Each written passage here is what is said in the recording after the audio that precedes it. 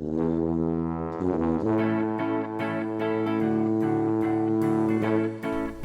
to Gradcast, the official podcast of the Society of Graduate Students at the University of Western Ontario. Coming to you from the other London, let's start the show. I'm your host, Alex Moszczynski, and today I'm co-hosting with our producer and newly appointed chair, Tristan Johnson. How are you today, Tristan? Not too bad. Just doing the thing. Yeah, you're multitasking today. Yeah, I might be a little bit distracted while I'm doing board stuff. Well, I'll carry us forward if you need. So, there you go. Anyway, today we're joined by guest Kelly Abrams. Kelly's a second-year PhD student in anthropology here at Western University. How are you today, Kelly? I'm great. Thanks for having me. Thank you for coming. So, tell us a little bit about what you study. So, anthropology. What is anthropology? Anthropology, widely speaking, I guess, is the study of humanity. I'm a sociocultural anthropologist, so I deal with people who are in societies today. Specifically, I do my research here in Southern Ontario amongst farmers, agricultural producers. And what defines anthropology really is our fieldwork methods. So unlike other social scientists who often spend lots of time doing surveys or one-on-one interviews, anthropologists actually spend significant time in what we call the field, which is spending time,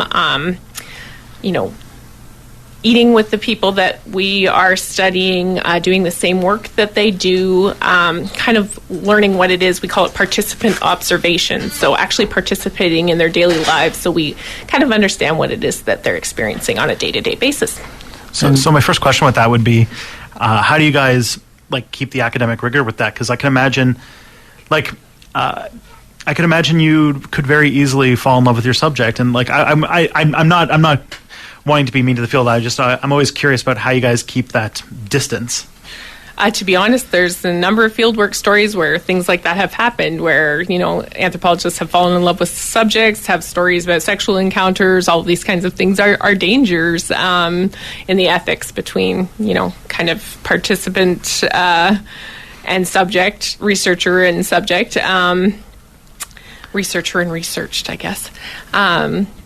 These things can happen, and it's a risk. So, you get involved, and if you let yourself get involved too deeply, these things can happen. So I guess in order to maintain that kind of rigor, it's an ethical conundrum that some anthropologists face, is getting over-involved. So the inoculation is be aware of it the whole time, and be reflexive of what your position is, making sure that you're, able to maintain enough of a distance that you're still able to have some semblance of objectivity about what it is that you're taking part in.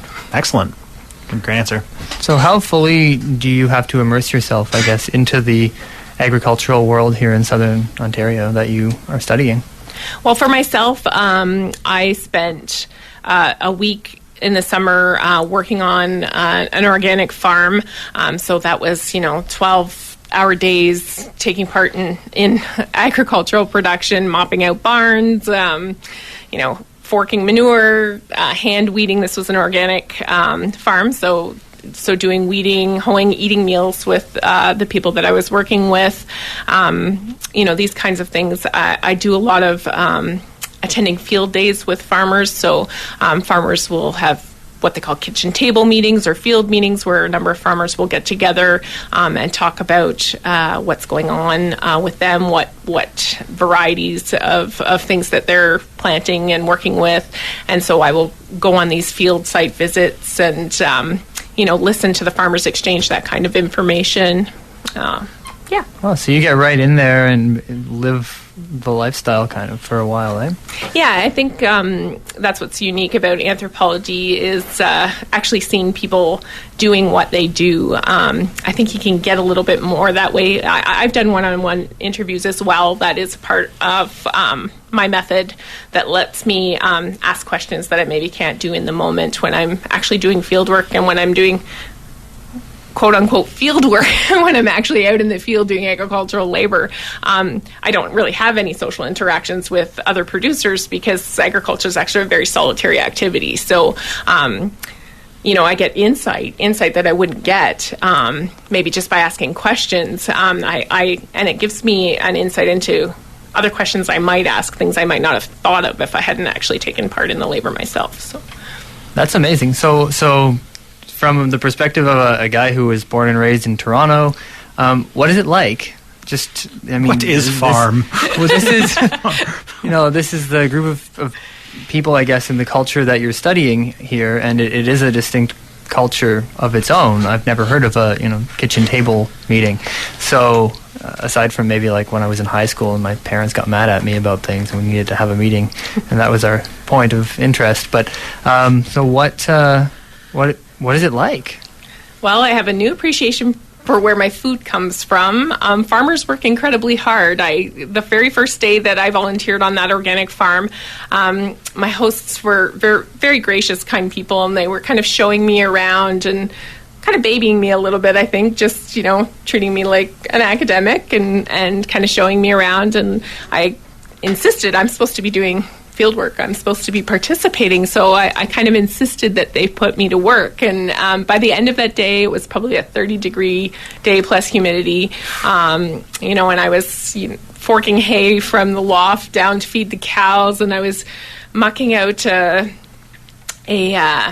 chicken coop, and the smell was atrocious, and I was sweaty and I was exhausted, and I cried in the car all the way home. I cried. I said, please, universe, don't make me go back. I don't want to go back because I've never worked that hard in my life. It's a really hard work.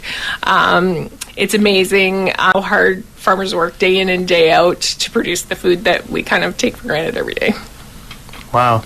So you are saying basically that you may have for a moment in time had some second thoughts about your chosen research topic.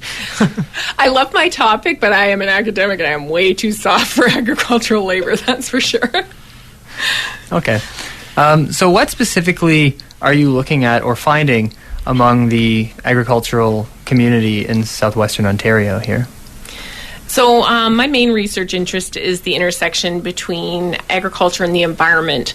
So agriculture has been implicated actually in causing a lot of issues surrounding climate change. So what they call the meatification of diet. So increasingly people are eating more and more meat around the world, and the industrial kind of livestock complex where they have these massive feedlots, and they have to transform productive agricultural land not to feed people but to feed livestock.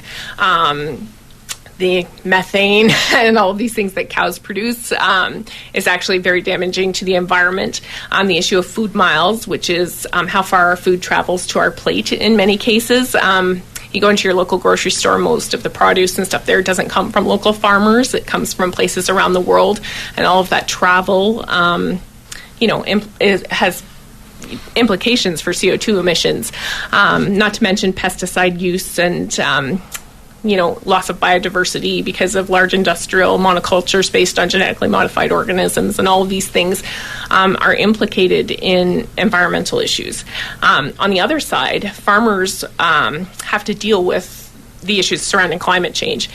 This isn't just in developing nations, but here as well. Farmers are increasingly having to innovate and adapt as massive changes in weather and climate make it more difficult for them to, predict moisture levels and all of these issues for growing. So on the one side, we've got kind of an emphasis on technological fixes. So more industrial agriculture, technology, GMOs, nanotechnology is actually looking to be the wave of the future, where micro robots are delivering specific amounts of certain nutrients and stuff to plants.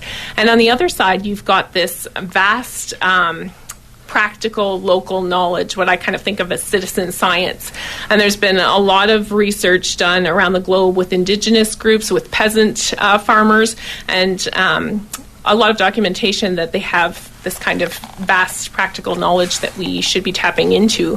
But I think farmers here in Ontario also have that type of knowledge. A lot of the small-scale farmers they have intimate interactions with the land, sometimes over generations, and this knowledge has been passed down.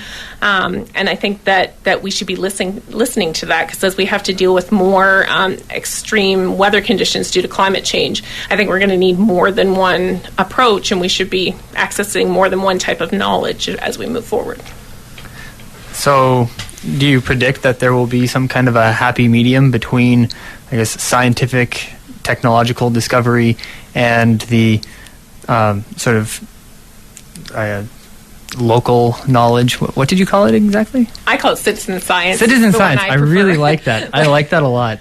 And so I guess the industrial science, we'll call it, and citizen science, as you're calling it. And do you think that there will be a way that locally each population of farmers, like throughout the world, I guess, could benefit from, I guess, mixing it in themselves with what they know and technology, I guess? Is that what you see in the future? That's what I hope. I hope for. The reality with the world food system is that increasingly our food system is being owned, managed, and controlled by large transnational corporations, and the limitations of government to make policies that can affect real change is a real concern. So La Via Campesina is a peasant movement, a global peasant movement that's actually the largest social movement in the world. There is farmers here, specifically the National Farmers Union, which is one of 3 very large farmers unions that operate in our nation, are part of La Via Campesina. So it's a social movement towards food sovereignty, and it's kind of moving away from that model that allows these big conglomerates, people like Monsanto, that own the inputs that we need or have been using in conventional and industrial agriculture, as well as all the pesticides that are used, and as well as these huge grocery conglomerates that decide what goes on our food shelf. So the science is one end of it, but there's a large, I guess, economic machine that's also limiting the ability of these smaller scale farmers to I guess, affect change. So that's going to be a concern going forward as well. So can we get some cool examples of, like, case studies or interesting things you've learned from the citizen scientists on the farm? Like, what are examples of, like, what the mechanistic, scientific farm people are missing out on? Well, okay, there's lots of things. First of all, organic producers know this, and it's not something that conventional agriculture producers use, but clover will return nitrogen to the soil. So rather than paying money for nitrogen fertilizers, a lot of farmers will overwinter by planting clover on their fields, and the clover will grow, and that will return the nitrogen to the soil. It's a natural thing. It grows all around. Let me think of something else that's really awesome. Why we don't grow quinoa in Ontario. We don't grow quinoa, even though it's a big financial, that it's in every health food store. Everybody wants quinoa now. But there's a weed that grows. It's probably growing in your garden right now. It's called lamb's quarter, and it grows everywhere. And it's basically another species of quinoa. And so it would crossbreed all the time here. So it's not, and this is not the type of knowledge that I have or that people are thinking about, that farmers have. They kind of see interactions between different species in their landscapes as well, like maybe enhancing habitat for wild turkeys because they eat Colorado potato beetles. These kinds of things that I don't know, that the rest of us just don't know. And then I don't think that the average technological scientist thinks of when they're looking at ways that one can help protect our environment by looking at other things that our environment that can do the same job that we're using technological fixes for. And have you experienced, I mean, it'd be interesting to see what farmers have noticed through observation in the way of how our climate is changing. I'd be interested in knowing if they've noticed any major changes to the way they do their business. Well, agricultural producers are an interesting bunch when it comes to climate change. They're very diverse. I've spoken to agricultural producers who are very concerned about climate change, and then others who don't necessarily believe in climate science. I think for agricultural producers, and this is something really to think about when we're thinking about tapping into the unique knowledge that they have, is agriculture by nature is you have to adapt. Every year you have to adapt. That's been what farmers have had to do for millennia.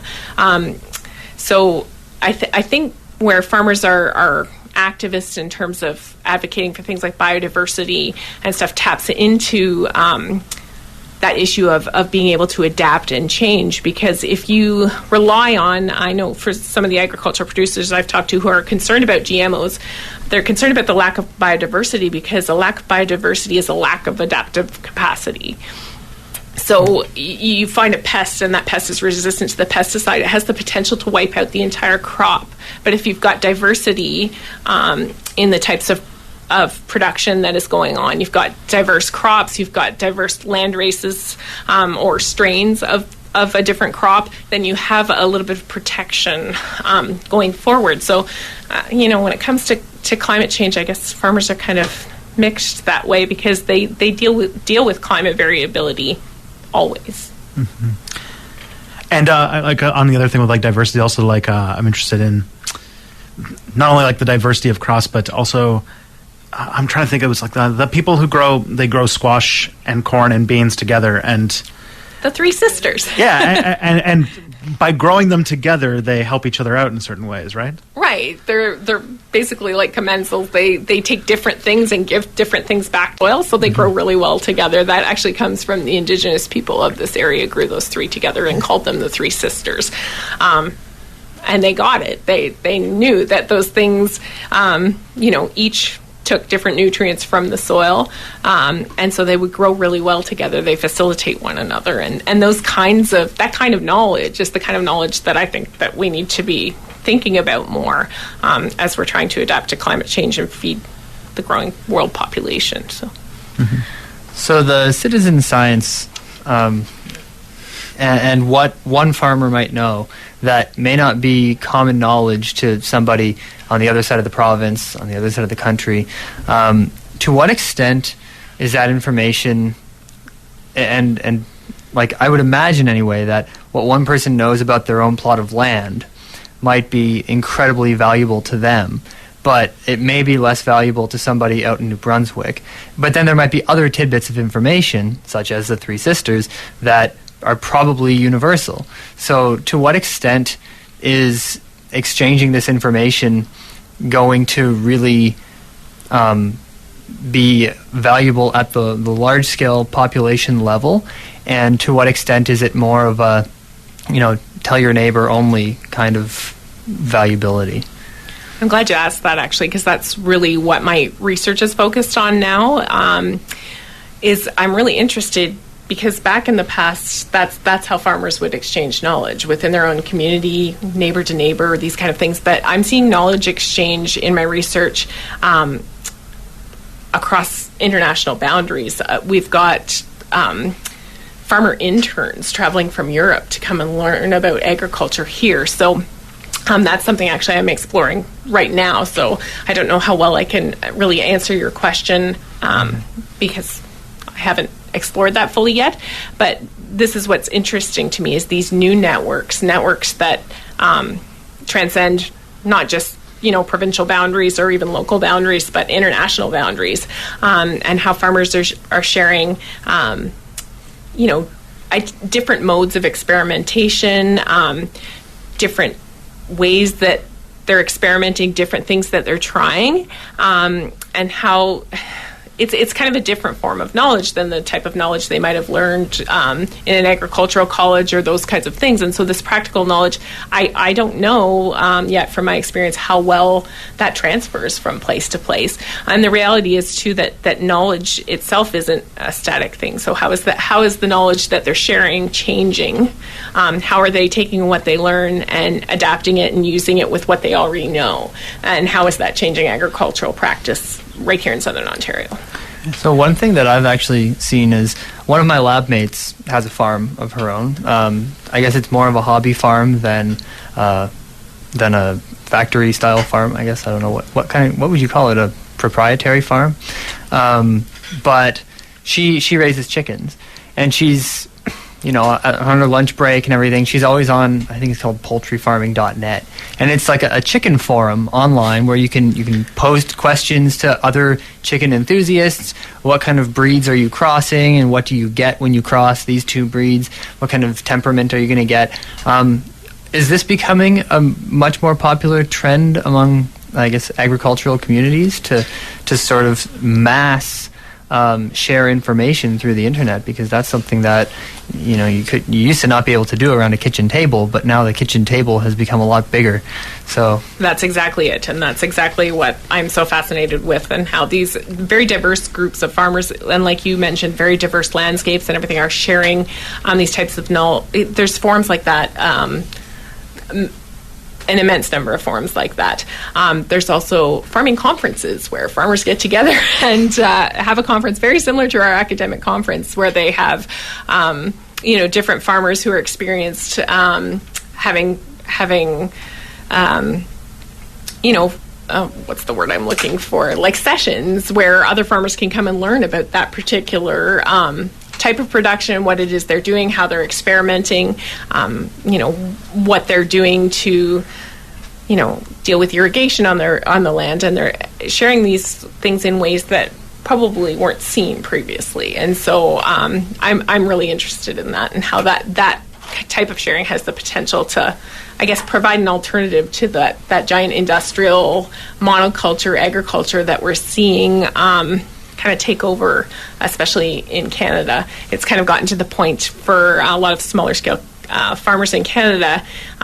There's this kind of pressure to get big or get out, and so I'm kind of looking at how this kind of knowledge has the potential to provide an alternative to that type of agriculture. What I find really interesting about that is these farmers are sharing this information, when that really goes against the capitalist ethic, where if you find an innovation, lock it under key, because then you can get slightly farther ahead, like the kind of competitive aspect. So it's interesting that farmers are kind of doing this, like a subversion of what the technological based farming equipment is a kind of a model of, like, capitalist imperial monoculture, like industrialized things, imposing on this really communal sharing community.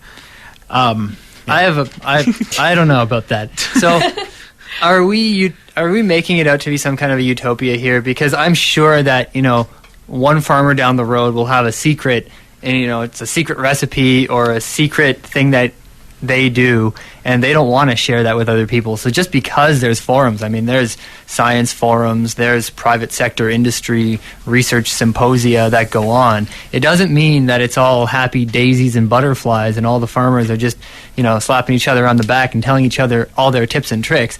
Like, they want their crops to be sold, and it is a business. And I would say that even at the local level, there must be something that goes on. And how about I'll address both. So it's interesting that you said it's a business, because I've seen kind of both sides of it. I think farming's not really a career like we would think of it. It's a lifestyle choice. It's not something that people I think of in terms of a career or business. For many, their land has been in their family for generations, and so it kind of that I don't know. But you're right, it's not a utopia either, and farmers are a very diverse group. So for some, there is a very real sense of community, of sharing, of trying to help one another, and then but they have to make a living. They have to feed their families. They have to. So you're right, they have to have markets to sell their stuff. So these are all very real issues. It's important not to, I guess, think of farmers as a cohesive group. Even whether it's an organic farmer or a conventional farmer, they're not a cohesive group by any means. They're just as diverse as anybody else with different motivations and, passions and things driving their behavior. So then you did some studies on a bunch of farms. I'd be interested in knowing how the organic farms and then the, I don't know what you call them, inorganic farms. The conventional farms, how do they talk to each other? Neighbor to neighbor, I think that farmers generally get along very well. I think when it comes to politics, there can be some tensions there. There's tensions even within organic or conventional groups based on people who believe we should be marketing within Canada and those who want to access export markets. So it's kind of a complicated kind of tension. I'll admit that when I went into my project, I kind of had this maybe a idealistic notion that organic or agroecological farmers had a different view of the environment than conventional farmers, because conventional farmers use pesticides and all of these things. But the reality through my research has been is it's not quite so black and white as that. And there's many conventional farmers who are extremely concerned about the environment, about things that they see happening on their farms, that are concerned about their family's health and the health of themselves, but have made choices for economic reasons or personal reasons. And I've seen organic growers that are very concerned about markets and are very concerned about filling a niche. Organic is value added, which means that there's a premium paid for organic produce, and that's more than environmental motivations, does motivate some producers. So I guess it's important to realize how diverse farmers are as a group, and things might not be so simplistic as they might seem sometimes. So I guess my last question will be, at the political, I guess, an international politics sort of legislation level, do you think that your research, when looking at this citizen science and how it's shared, will ultimately have an impact on international regulations of agricultural sharing and methods? I'm not, I guess, so naive to think that my research specifically will have any type of major impact, but there's a growing body of work focused on the issues of surrounding food sovereignty and the potential for smaller scale farmers to feed our world in a way that's economically viable for farmers, that makes food reasonably priced and accessible for people, and at the same time can protect our environment. So I hope that my research will help contribute to that larger body of work that's kind of moving in that direction.